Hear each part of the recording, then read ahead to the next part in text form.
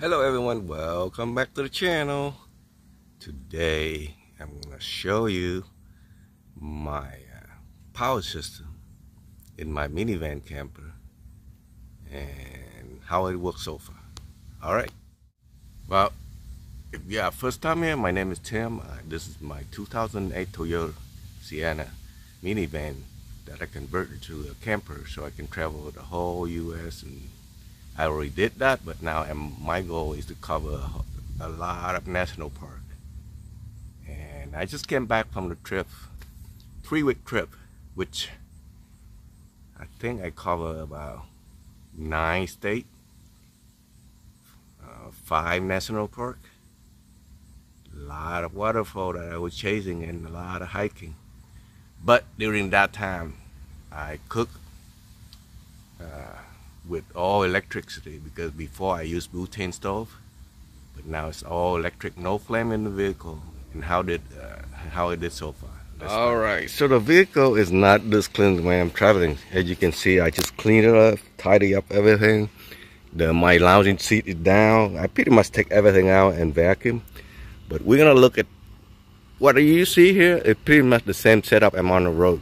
All right, let's first of all, my water supply, I leave it in the front here. 4 gallon is under here. This I found to be more convenient. Whenever I need water, I just take 1 gallon and bring it in the back and use. And also I have my thermos, that way I will boil water, so I have hot water at all time whenever I need, instead of have to boil every time, right? And it sit here pretty well. Also, then this area I will put my shoe here, because I love to wear my Croc, right? So normally when I drive, I would wear my Croc, and the shoe would be here. When I hike, then I would take it out and swap it. So as you can see, the wire on the top, I do have 2 100 solar panel, which I was gonna combine them, but because I had a cheap controller, I'm not sure it's gonna work or not, so I split them into 2. It actually fit into 2 different devices, which is my in-house battery, which sits way in the back there. We will see that once we get to the next one.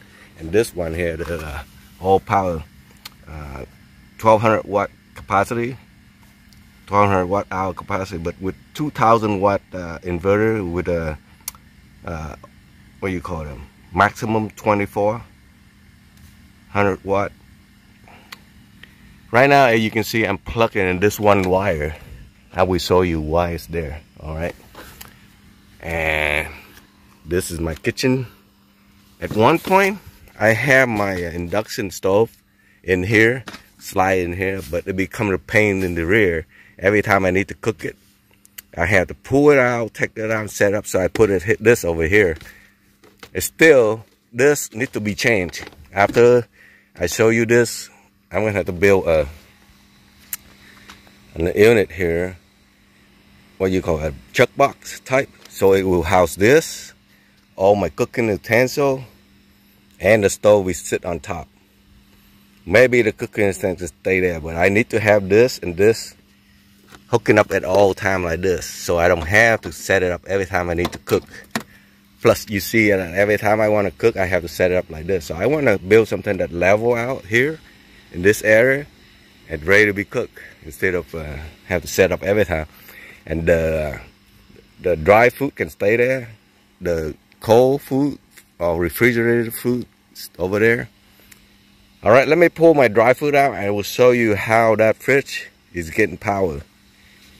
All right, let me pull this my spices and my pot and pan out, so that way you can see, I can show you what's going on back there.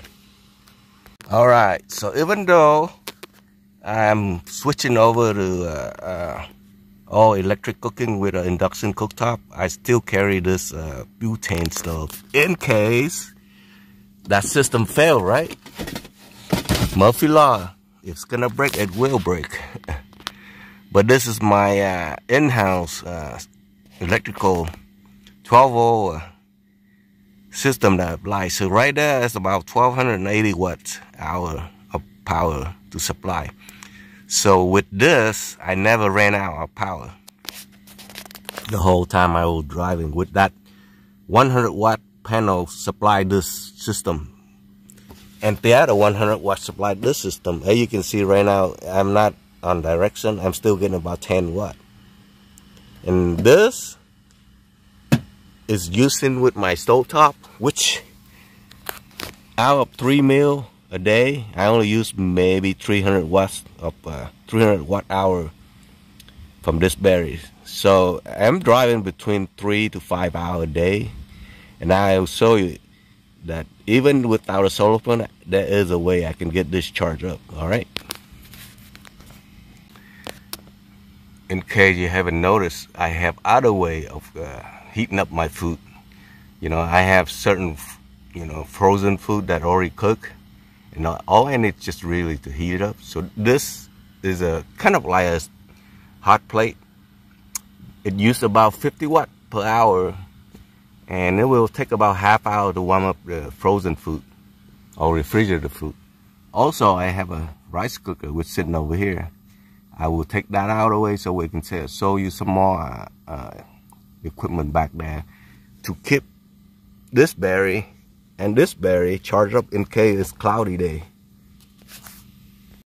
Before we talk about this guy function, let me go to the fridge. How many ways can this fridge be powered? Right now, this fridge is hooked directly into the system over there. See, there's a wire over there.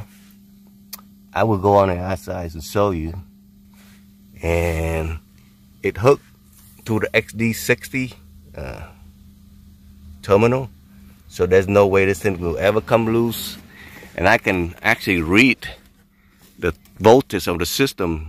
Right now it's running, so it's 12.8, but the more accurate one I can read from over there. All right, let's go over there.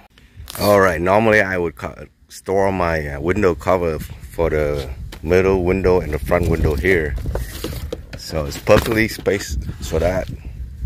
Plus, when I open up the door on this side, it doesn't show my equipment. It's kind of like high, you know, the stuff I have here.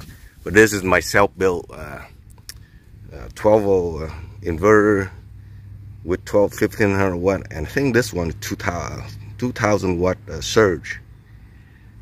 I haven't used this yet because the other station, power station, is more than enough, but it is there in case that one failed, right? So far I barely use this just to run my fridge. And this is how the fridge is connected to. See this cable? It goes to the fridge on the other side. And I use this connect, it go through the fuse right here, so it's safely protected with fuse. And this one, yeah, see, remember I told you I can read the voltage more correctly on the battery. Right now it's 13.1. As long as that battery above 12.9, we are good. But if it start dropping to 12.8, that's when I need to use this charger right here, which will charge that battery back there if I have the engine running. The engine running. So that's why this one is plugged into that inverter, the 400 inverter over there. By the way, this little slot is actually came into very good use. You know, I store spare fuse for this system here, auxiliary power, or whatever cable that I might use. I just throw it in here so it's easy to find. Plus at nighttime I put my phone here to get charged. But this is the other end of this.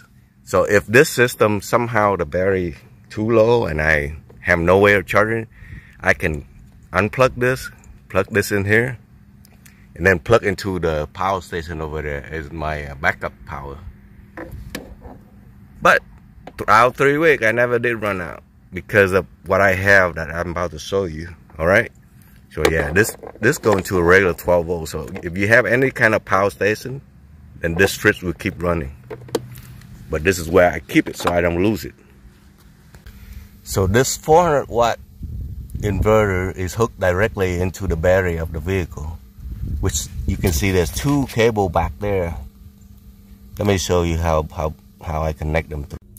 See, that's actually is a jumper cable that I use. I only run the red one into the engine bay, but the black one is here hooking up to the ground, up the seat right here. And that these two cables hooking up to that 400 watt power inverter. All right. So let me start this, because I will never run that inverter unless the engine is running. If you flip that switch on, you're gonna drain the battery in no time.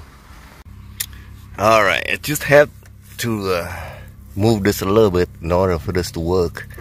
That's why I want to build a chuck box to put this whole everything into the box, so that way I don't have to keep switching, moving stuff around, right? And watch this will eventually go up to 100 watt. Sometimes 95, depend on. Right now I'm idling. It might not get up to 100.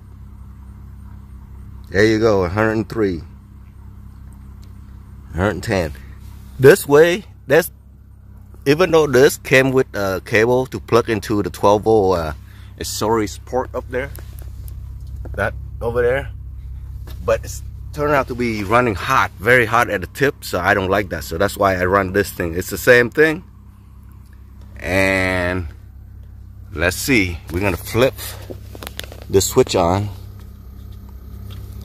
Like I said, in case it's cloudy and my in-house system is not getting charged, this is when this kick in. See how this plug in? And we're gonna go over and take a look at that one. That is a battery charger for all type of battery, lithium, flooded, seal battery, 4 different type. And by the way, this cable is always hooking up to this. I can leave it here. It's only going straight to the battery whenever this is on. When this is off, it doesn't matter. So that's why I leave it connected like that. And we're gonna see how much charge we get on with it. This is a smart charger. It starts out very low amps and then eventually build it up. See, right now I only get 1 amp out of 14.4 volt. So you get 14 watt, a little bit more, 15 watt. And eventually it will go up to 10 amp, which will give you 120 watt going into the in-house battery back there. And once it's full, it will stop itself.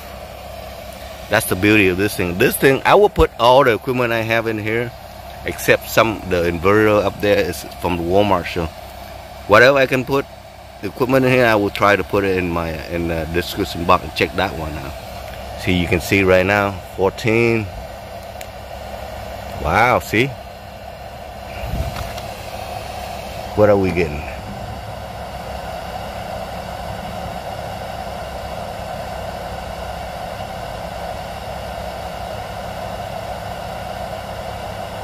Yeah, the only point. Yeah, right now it's only putting in 0.3 amp hour, but eventually we will go up. And you can see on this side, it's already get 100 watt also. So total, let's just say both of them, 200 watt divided by 12, which is less than 20 amp. That's why this the cable I have back, the hook up to that inverter is way more than enough. So it will never get overheated. Let me see how much watt I get out of that power inverter. So right now you can see we are using 200 watt out of that inverter.